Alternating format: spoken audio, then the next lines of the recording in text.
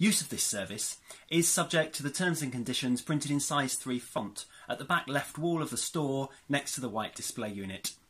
Alternatively, you can access our terms and conditions through our website, finding the links somewhere on our homepage, usually in pretty small grey font, but it depends if you're viewing on a computer or a laptop or a tablet or a mobile device.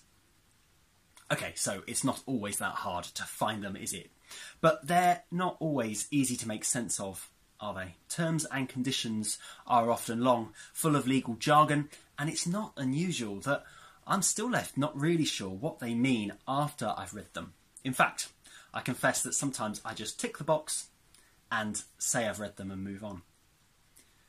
Terms and conditions are a part of 21st century life. Every social media account, every purchase we make, every contract we sign comes with some sort of conditions, rules, guidelines, commitments, legal requirements from the provider, but also from me and you, the receivers. I've heard lots of people saying things like, God doesn't love me. I'm not good enough. And every time it fills me with sadness because somehow the world thinks that God has this long list of complicated, undecipherable terms and conditions that mean no one can ever live up to them. But it's just not true.